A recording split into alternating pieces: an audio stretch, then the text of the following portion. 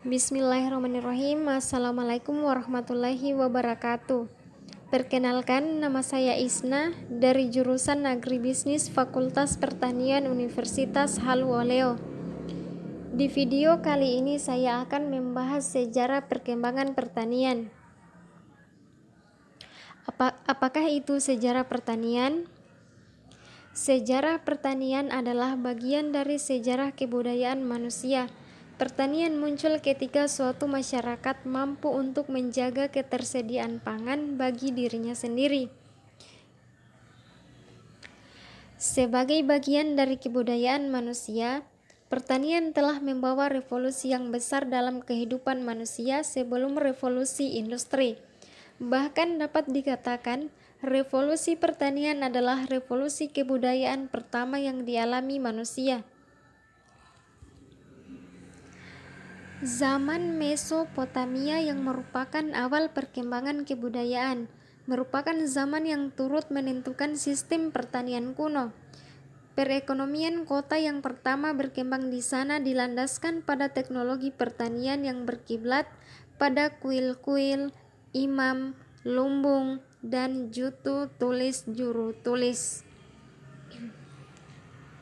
Sejarah pertanian Indonesia pada masa penjajahan Belanda. Pada tahun 1830, pada saat pemerintah penjajah hampir bangkrut setelah terlibat Perang Jawa terbesar, Perang Diponegoro, pada tahun 1825 sampai pada tahun 1830. Gubernur Jenderal Judo mendapat izin khusus melaksanakan sistem tanam paksa atau kultur stelsel dengan tujuan utama mengisi kas pemerintahan jajahan yang kosong atau menutup defisit anggaran pemerintah penjajahan.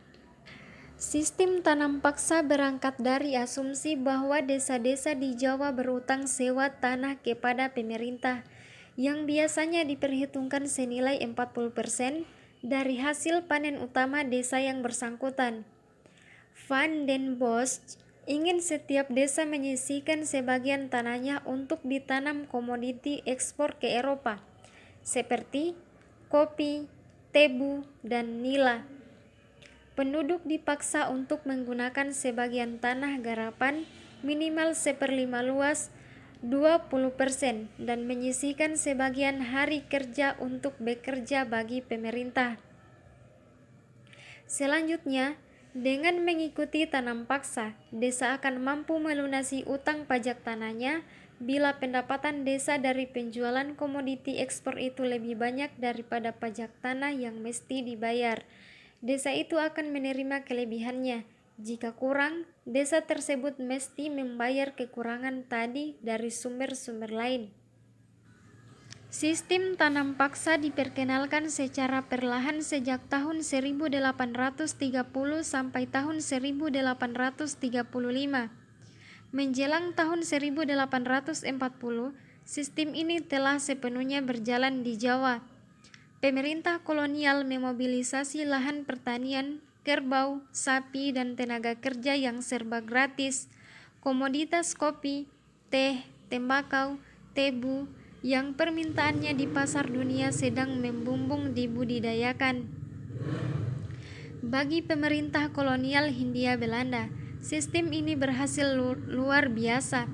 Karena antara 1831 sampai 1871, Batavia tidak hanya bisa membangun sendiri, melainkan punya hasil bersih 823 juta gulden untuk kas di kerajaan Belanda. Umumnya lebih dari 30% anggaran belanja kerajaan berasal kiriman dari Batavia. Pada tahun 1860, 72% penerimaan kerajaan Belanda disumbang dari Oost-Indische atau Hindia Belanda. Langsung atau tidak langsung, Batavia menjadi sumber modal, misalnya membiayai kereta api nasional Belanda yang serba mewah. Kas kerajaan Belanda pun mengalami surplus. Ya, akibat tanam paksa ini, produk beras semakin berkurang dan harganya pun melambung. Pada tahun 1843, muncul bencana kelaparan di Cirebon, Jawa Barat. Kelaparan juga melanda Jawa Tengah tahun 1850. Sistem tanam paksa yang kejam ini, setelah mendapat protes keras dari berbagai kalangan di Belanda, akhirnya dihapus pada tahun 1870. Meskipun untuk tanaman kopi di luar Jawa masih terus berlangsung sampai pada tahun 1915. Program yang dijalankan untuk menggantinya adalah sistem sewa tanah dalam Undang-Undang Agraria 1870. Pada masa penjajahan Jepang, setelah menduduki Indonesia, Jepang melihat bahwa produksi beras tidak mampu memenuhi kebutuhan. Oleh karena itu, perlu dilakukan perluasan areal persawahan guna meningkatkan produksi beras. Meskipun demikian, produksi pangan antara tahun 1941 sampai pada tahun 1944 terus menurun. Pengawasan pertanian dan perkebunan. Pelaksanaan pertanian diawasi secara ketat dengan tujuan untuk mengendalikan harga barang, terutama beras. Hasil pertanian diatur sebagai berikut: 40% untuk petani, 30% harus dijual kepada pemerintah Jepang dengan harga yang sangat murah, dan 30% harus diserahkan ke lumbung desa. Ketentuan itu sangat merugikan petani, dan yang berani melakukan pelanggaran akan dihukum berat. Badan yang menangani masalah pelanggaran disebut Kempetai, Korps Polisi Militer, suatu badan yang sangat ditakuti rakyat. Pengawasan terhadap produksi perkebunan dilakukan secara ketat. Jepang hanya mengizinkan 2 jenis tanaman perkebunan, yaitu karet dan kina. Kedua jenis tanaman itu berhubungan langsung dengan kepentingan perang, sedangkan tembakau, teh, kopi harus dihentikan penanamannya karena hanya berhubungan dengan kenikmatan. Padahal, ketiga jenis tanaman itu sangat laku di pasaran dunia. Dengan demikian, kebijakan pemerintah Jepang di bidang ekonomi sangat merugikan rakyat. Pengerahan sumber daya ekonomi untuk kepentingan perang. Untuk menguasai hasil-hasil pertanian dan kekayaan penduduk, Jepang selalu berdalih bahwa untuk kepentingan perang, setiap penduduk harus menyerahkan kekayaannya kepada pemerintah Jepang. Rakyat harus menyerahkan barang-barang berharga seperti emas dan berlian, hewan, bahan makanan kepada pemerintah Jepang. Untuk memperlancar usaha-usahanya, Jepang membentuk Jawa Hokokai atau Kebaktian Rakyat Jawa dan Nogyo Kumiai atau Koperasi Pertanian.